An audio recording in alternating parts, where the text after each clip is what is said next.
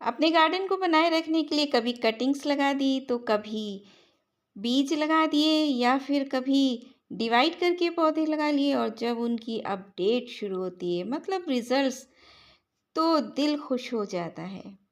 अस्सलामुअलैकुम friends, welcome to my channel Shabnoor Ali. ये plant की अपडेट देखकर आप भी खुश हो जाएंगे। अगर आपको याद होगा कि मैं अपने एक प्लॉट पर गई थी, वहाँ से मैं कुछ कटिंग्स लेकर आई थी। उन कटिंग्स को मैंने एक दो ग्रो बैग्स में और एक कप जार में ग्रो किया था, और अब इसमें पत्तियाँ आ गई हैं। तो बहुत ही बेहतरीन तरीके से पत्तियाँ आ रही हैं। खूबसूरत प्लांट है ये, बुद्धा बेलीड प्लांट। और इसको एक रतन जोत के नाम से भी जानते हैं। और एक और रतन जोत है जिसके फूल लगभग मिलते जुलते हैं। ये देखिए दूसरा प्लांट कटिंग जो मैंने इस वेस्ट कंटेनर में लगा दी थी, इसमें भी पत्तियाँ आ गई हैं। तो ये रतन जोत यानी कि बायोडीज़ल प्लांट है, जिसे के बीजों से डीज़ल बनाया जाता है। और गार्डनिंग में आजकल ना इसको लगाने का ट्रेंड हो गया है, क्योंकि ये जो अडेनियम के कॉडेक्स होते हैं उसका शेप लेता है। और ये रतन जोत वो है जिसमें इस तरह की फ्लावरिंग होती है, छोटे छोटे रेड कलर के फूल आते हैं। गर्मियों में आसानी से चल जाने वाला बेस्ट प्लांट होता है। इसको आप ऐड कीजिए, बड़े खुश होंगे।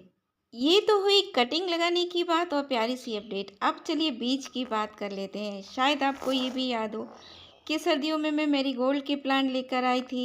येलो कलर का मैरीगोल्ड था, ऑरेंज था। उसको जब मैंने सुखाया पौधे के ऊपर, फिर उसके फूलों को हार्वेस्ट किया और कुछ बीज मैंने कंटेनर में यहाँ वहाँ डाले, उसके पौधे निकले ये। अब जब फ्री में निकल ही आए हैं तो इनको सेव करना ज़रूरी है, इनको ग्रोथ पर लाना ज़रूरी है। तो ग्रोथ के लिए यही छोटी छोटी सी टिप्स हैं कि इसकी टिप्स को हल्का सा प्रून करना पड़ेगा ताकि ये और बुशी हो जाए, घना हो जाए। ये देखिए ये नीचे एक ये निकला है, इतना हेल्दी नहीं है, सारी हेल्थ लग रहा है यही प्लांट पा रहा है। और एक और कंटेनर में देखिए इसकी तो मैंने टिप को प्रून कर भी दिया, तो न्यू ग्रोथ आ भी रही है। तो मैरीगोल्ड के प्लांट शायद ये गर्मियों में भी ग्रोथ करते हैं, तो लगाइए इन्हें भी। तो जब हम इसकी टिप की बिल्कुल 1 इंच तक की चुटकी से मतलब थोड़ा सा 2 पत्ती ये निकाल लीजिए, यहाँ से 2-3 शूट्स आ जाते हैं। तो जब ज़्यादा घना पौधा होगा तभी तो घनी सी फ्लावरिंग होगी। अच्छा, मैं बता नहीं सकती हूँ कि इस पे फ्लावरिंग इस टाइम होगी या नहीं होगी, लेकिन मुझे ये अब लगने लगा है कि बीज से अगर ग्रो करते रहें तो आपके पास प्लांट्स परमानेंट बने रहते हैं, और सूटेबल मौसम पाते हैं तो फ्लावरिंग भी होने लगती है। तो मैं क्या कर रही हूँ, ये छोटा सा रह गया ना प्लांट, तो इसको ग्रोथ देने के लिए इसके आसपास की मिट्टी को मैंने थोड़ा सा सॉफ्ट बना दिया है। और यहाँ पर मैं गोबर खाद ले रही हूँ, पुरानी सड़ी गली सी, और थोड़ी सी लिए एक मुट्ठी और मैश करके डाल दी है, और इस मिट्टी में मिला देते हैं। फिर मैं यहाँ वुड ऐश का इस्तेमाल कर रही हूँ, राख, जो मैं घर में ही बनाती हूँ। इस राख के स्प्रे से जैसे पानी में फंगस भी होगी तो वो नहीं रहेगी, और ये potash, calcium, nitrogen, potassium, phosphorus, NPK का सोर्स भी होती है ये। तो हर किसी चीज़ से बचाती है।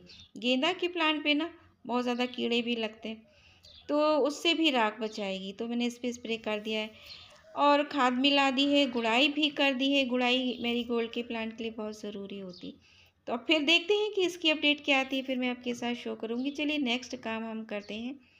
यही काम मैं करूँगी देखिए इस खाली पड़े कंटेनर पे।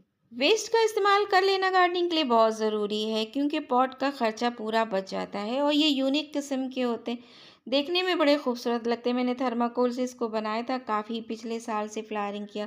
सर्दी में तो पोर्टुलाका, पर्सलेन, मॉस रोज़ वगैरह ये सब वैसे हो जाते हैं ना ख़राब से, तो इनको न्यू कटिंग से लगा लीजिए। इसमें कुछ बीज भी पड़े होंगे तो जर्मिनेशन हो भी जाता है। मिट्टी काफ़ी हेल्दी है, ये कचरा है, इसको चाहे निकाल लीजिए, चाहे इसी के बॉटम पर पहुँचा दीजिए। और फिर मैं इसमें भी गोबर खाद मिलाऊंगी और राख मिलाऊंगी, और इसमें मैं मॉस रोज़ की कटिंग लगाऊंगी। ऐसा करने से ना ये कंटेनर धीरे धीरे भर जाएगा और फ्लावरिंग पर आ जाएगा। तो वेस्ट बेकार पड़ा हो तो इससे तो अच्छा है कि उसको फ्लावरिंग पर ले आइए। आपका गार्डन हरा भरा रहता है इन टिप्स और ट्रिक्स से। खाद का भी इस्तेमाल, खाद भी घर में ही बनाइए, खर्चा बचाइए। तो ये देखिए मैं मॉस रोज़ की कटिंग ली हूँ और इसको मैं लगा दूँगी। धीरे धीरे ये भर जाएगा, और भरने के बाद काफ़ी खूबसूरत सा दिखाई देगा। कंटेनर की बात हो गई, वेस्ट मटेरियल यूज़ कीजिए। पौधों की बात हो गई, फ्री में बीज से या कटिंग से ग्रो कीजिए, प्यारी प्यारी सी अपडेट्स पाइए। अब फर्टिलाइज़र ये भी तो घर के ही हैं और वो भी वेस्ट से ही बने हुए हैं। आपके घर में जो भी किचन से छिलके निकलते हैं, जैसे कि कद्दू के, तोरई के, लौकी के, आलू के, प्याज के, लहसुन के और पपीता, केला, इसके अलावा संतरा, मौसम्मी, कुछ भी छिलके, अगर आप बहुत ज़्यादा टाइम नहीं लगाना देना चाहते हैं फर्टिलाइज़र को, तो बस इन छिलकों को भिगो दीजिए, 2 दिन बनाए रखिए और फिर पानी मिलाकर 4 से 5 गुना और सारे प्लांट्स में दे डालिए।